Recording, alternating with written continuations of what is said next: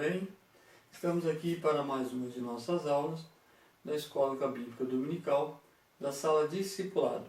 E essa semana estaremos estudando a lição de número 8, que tem como tema sem hipocrisia, mas com verdade. O nosso texto para a meditação se encontra em Romanos, capítulo 12, e o verso de número 9. E diz assim a palavra de Deus: o amor seja não fingido, aborrecei o mal e apegai-vos ao bem. Romanos, capítulo 12, e o verso de número 9. Nosso texto bíblico base se encontra em Mateus, capítulo 6, do verso 1 ao 4. Mateus, capítulo 6, do verso 1 ao 4. O nosso comentarista da lição começa a introdução nos dizendo: a esmola, a oração e o jejum eram práticas bastante comuns do judaísmo nos dias de Jesus. Eles eram considerados exigência básica para um judeu piedoso. Jesus, por sua vez, não poderia deixar de falar sobre esses importantes assuntos em seu sermão, só que combatendo as distorções frequentes na prática dessas exigências. Nos primeiros 8 versículos do capítulo 6 de Mateus, ele redefine essas três práticas, resgatando seu real sentido para a vida do servo de Deus. Ou seja, mais uma vez, ele contrasta a justiça do reino de Deus com o conceito popular de justiça ensinado e pregado pelas autoridades religiosas da sua época. O foco de Jesus é, mais uma vez, a pureza de motivos. Vejamos nessa lição o ensino de Cristo sobre as esmolas. Então, quando nós olhamos, analisamos o texto, nós vemos que o texto não fala somente de esmolas no sentido financeiro da palavra, mas também no sentido de obras de justiça. Ou seja, nós vemos ali Jesus pegando algo que os fariseus imputavam como obras de justiça para ensinar que para fazer a obra também é necessário a pureza de motivos ou a motivação correta. No tópico 1, vai nos dizer assim: esmola sem hipocrisia. A primeira coisa que chama a atenção nesse texto do Sermão da Montanha é que a prática de dar esmola como ato de justiça estava tão arraigada entre os judeus da época de Jesus que o nosso Senhor não diz se deres esmola, mas sim quando deres esmola. Então, como eu já disse aos irmãos, nós vemos ali que era como se fosse um ato de justiça praticados ali pelos judeus da época de Jesus. Tanto é que Jesus não usa a expressão se deres esmolas, mas sim quando deres esmola. Então, nós vemos que aquele povo já tinha o hábito natural de dar esmolas, o que é uma coisa boa. Mas Jesus ali, entretanto, está querendo ensinar que não basta apenas ter o ato bom, mas também é preciso que a motivação também seja boa, ou a motivação correta. No tópico 1.2 vai nos dizer motivos errados. Jesus condena o uso indevido da prática de dar esmola. Ele não estava condenando o fato dos fariseus darem esmolas, mas sim os motivos errados pelos quais estes e muitas pessoas em seus dias estavam dando esmola. Ou seja, Jesus chama a atenção dos discípulos para as motivações corretas. Mesmo coisas boas podem ser feitas pelas motivações más.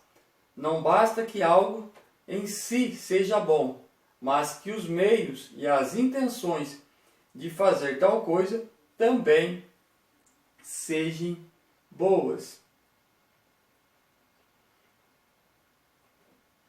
Nós vamos ver no texto Jesus chamando as pessoas que dão esmolas pelo motivo errado de hipócritas, que vem da palavra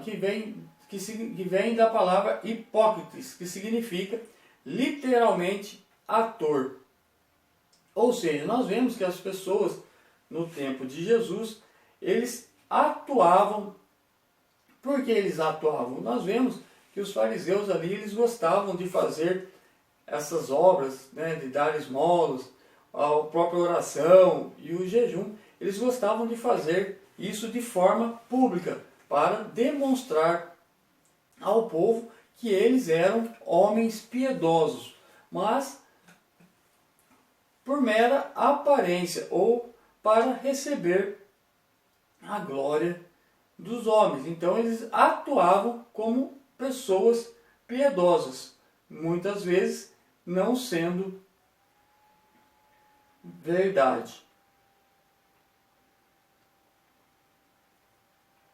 Mas qual seria a motivação correta então? Se nós vemos os motivos errados, que Jesus vai ali ensinar que temos que ter a motivação correta, mas qual seria então essa motivação correta? Quando nós paramos para analisar, nós vamos ver que a motivação correta é o amor ao próximo e também glorificar o nome de Deus, como nós podemos ver em Colossenses, capítulo 3, dos o verso 23 e o verso 24. Vamos ler?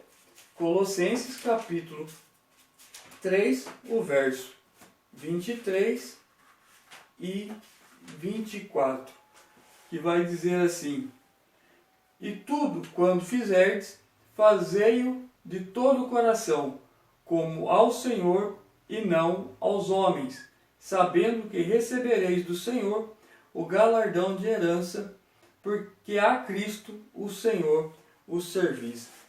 Então nós vemos que a motivação correta, além do amor ao próximo, é para a glorificação do nome de Deus. No tópico 2, vai nos dizer assim: ajudando o próximo sem alarde. Tópico 2.1, ostentação de piedade. Jesus, em nenhum momento, objetiva alertar os seus discípulos sobre alguma espécie de perigo ou pecado em as pessoas verem as suas boas obras. Ao contrário, ele mesmo havia dito antes que as boas obras dos seus discípulos deveriam ser vistas pelos homens, para que eles glorificassem a Deus. Como já mencionei aos irmãos, toda a obra é para a glorificação do nome de Deus. O que Jesus condena aqui é a ostentação de piedade, é fazer as boas obras para ser glorificado pelos homens, em vez de fazê-las como fruto do amor de Deus por nós e pelo próximo. As boas obras não são para serem escondidas, como nós podemos ver em Mateus 5, versículo 15, onde vai dizer que uma lâmpada escondida debaixo de um alqueire não é útil. Por outro lado, elas não devem ter como centro da atenção quem faz as obras. Por outro lado, elas não devem ter como centro da atenção quem faz as obras, mas sim Deus, que as impele e inspira pelo seu amor derramado em nossos corações. As boas obras, portanto, devem ser feitas com discrição. Então, nós vemos o próprio Jesus em várias passagens bíblicas, nós vemos Jesus ali fazendo a obra e sempre honrando e glorificando o nome do Pai. Nós podemos pegar uma de exemplo, que é quando nós vemos ali o caso dos 10 leprosos, quando eles clamam a Jesus para serem curados. Jesus ali pede para que eles vão ao sacerdote e no caminho eles são curados. Nós vemos ali Jesus falando para eles cumprirem o que a lei de Moisés determinava. Ou seja, Jesus ali está literalmente dando a glória e a honra daquele milagre ao Pai. Então, nós vemos o próprio Jesus, sendo Deus, Ele mesmo glorificava ao Pai em todas as suas obras, que é o exemplo para nós. Quando nós fazemos algo, nós temos que ter em nossa mente, em nosso coração, que nós não somos o foco. E o foco, sim, é a glória de Deus. No tópico 2.2 vai dizer assim: já receberam o seu galardão. O vocábulo grego traduzido por galardão ou recompensa em Mateus 6:2 é apeixo, que era usado com frequência nos recibos emitidos no dia de Jesus, ou seja, a força plena da afirmação de Jesus é que aquele que almeja e obtém o louvor dos homens está dando virtualmente um recibo de totalmente pago. Logo, essa declaração de Jesus quer dizer que não haverá nenhum outro galardão aguardando por essa pessoa no céu. No tópico 2,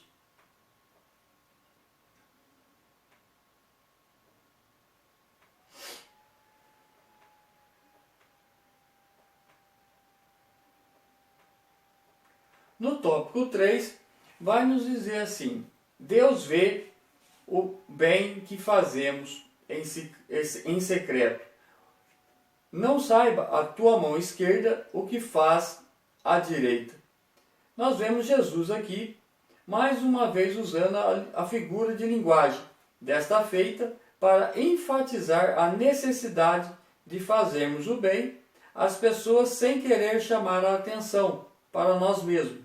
A expressão não saiba a tua mão esquerda o que faz a direita é outro hiperbolismo de Jesus, assim como arrancar o olho ou cortar a mão para atirar para longe de ti, como nós vemos em Mateus 5, os versos 29 e 30. Hiperbolismo é a expressão ou imagem exagerada para enfatizar alguma coisa. No caso, um princípio. A imagem da mão direita fazendo algo com discrição, que nem mesmo a sua colega, a mão esquerda, bem ali ao lado, percebe o que ela faz. Traz uma mensagem muito clara para nós. Jesus está dizendo, em outras palavras, não faça boas obras com alarde, mas faça com discrição. Não é esconder as ações de maneira obsessiva, que quase neuroticamente, como se estivéssemos escondendo das outras pessoas algo muito feio da nossa parte. É tão somente fazer o que precisa ser feito, com cuidado de não chamar a atenção para si, sem ostentação e sem vaidade. E o teu Pai, que vê em secreto, te recompensará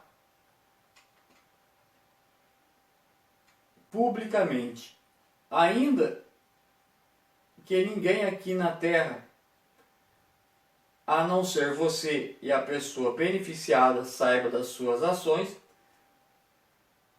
que você praticou em benefício de uma pessoa, saiba que teu Pai Celestial está vendo e conhece tudo e promete recompensar você pelo bem que está fazendo. Ou seja, Deus honra aqueles que o honram com suas vidas, com suas obras, com suas ações, com suas palavras, desde que seja sinceramente e apaixonado. Nós muitas vezes sentimos a necessidade de sermos reconhecidos pelas pessoas quando fazemos alguma coisa que julgamos muito significativa.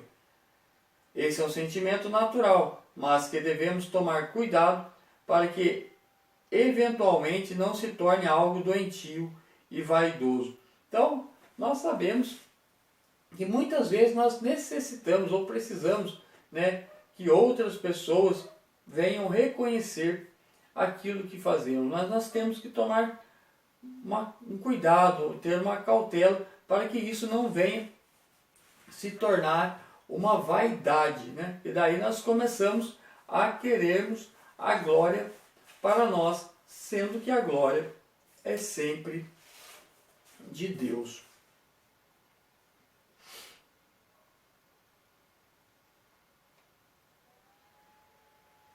Uma das formas de evitar que isso aconteça é lembrar que o bem que fazemos em oculto, isto é, com descrição e sem alarde, e que justamente por isso muitas vezes não chama a atenção das pessoas, é reconhecido e visto com amor, prazer e alegria pelo nosso Pai Celestial, a quem amamos e que nos ama com amor eterno.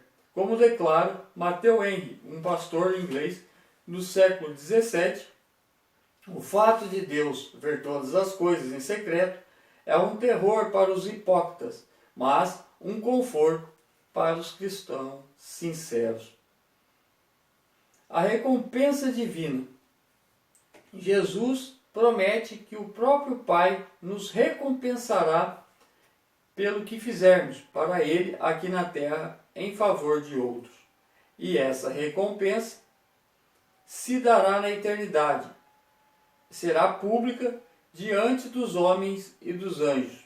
A Bíblia dá a entender que o galardão celestial será uma espécie de poder, como nós podemos ver em Apocalipse, capítulo 1, e o verso de número 6. Apocalipse, capítulo 1, e o verso de número 6, e também no capítulo 5, os versos 9 e 10.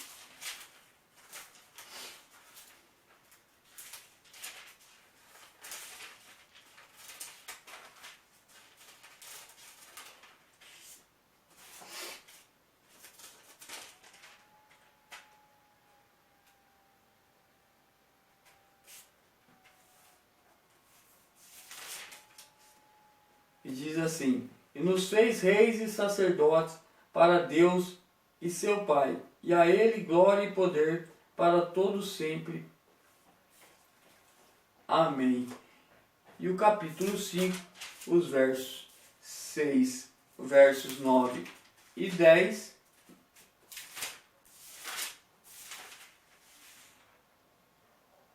vai dizer assim: e para o nosso Deus o fizesse reis e sacerdotes, e eles reinarão sobre a terra.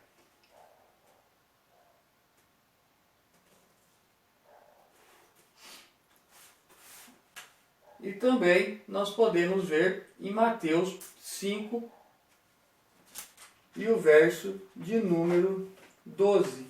Mateus 5 e o verso de número 12. Exultai e alegrai-vos, porque é grande o vosso galardão nos céus, porque assim perseguiram os profetas que foram antes de vós. Então nós vemos a promessa de Deus para o galardão, para aqueles que forem fiéis e justos. No tópico 3.4, Deus galardoador dos que o buscam sinceramente. A Bíblia diz que Deus tem prazer em abençoar e Ele é galardoador de todos os que o buscam, como nós podemos ver em Hebreus capítulo 11 e o verso de número 6, que vai dizer assim: ora, sem fé é impossível agradar-lhe, porque é necessário que aquele que se aproxima de Deus creia que Ele existe e que é galardoador dos que o buscam. Veja que grande contraste aqueles que fazem boas obras visando a glória entre homens terão um galardão humano, passageiro, vazio em sua essência.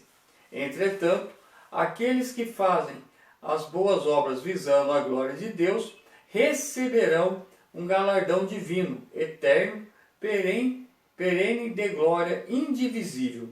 Vale a pena servir ao Senhor. Somos salvos pela sua graça, abençoados na terra e depois galardoados na eternidade, pelo que fizemos em seu nome, para a sua glória, quando estávamos aqui. Portanto, como disse o apóstolo Paulo,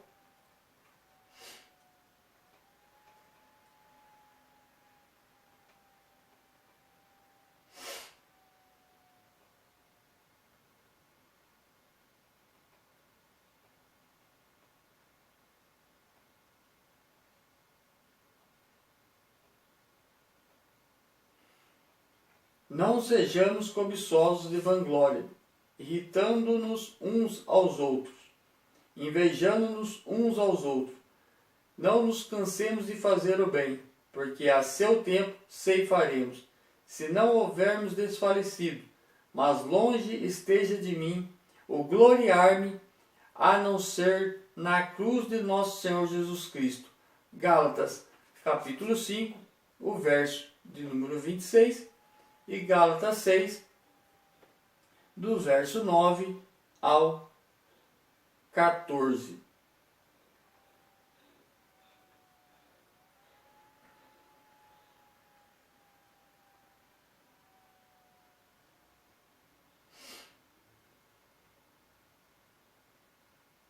E para nós concluirmos, desde o Antigo Testamento, Deus deixou claro o que deseja de seus filhos, através do profeta Miqueias.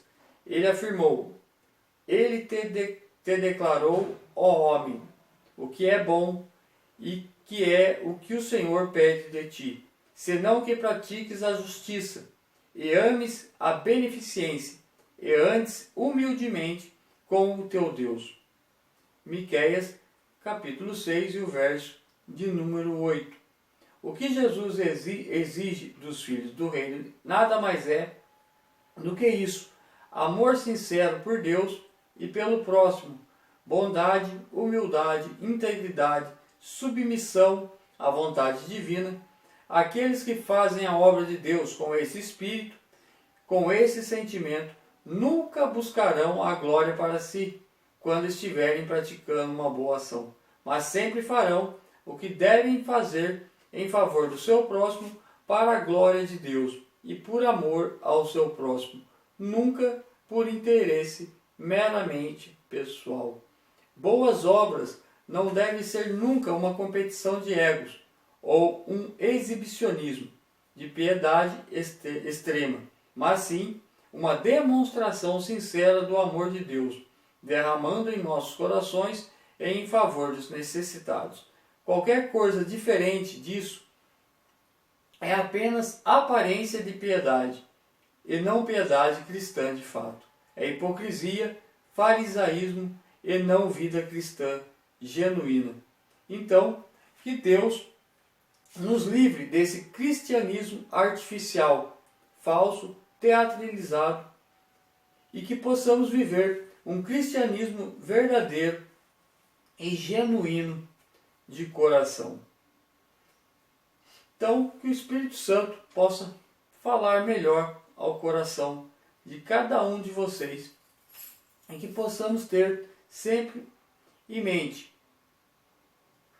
que tudo que façamos seja para a obra, para a glória do nome de Deus, para a exaltação do teu santo nome. Que Cristo Jesus vos abençoe. Amém.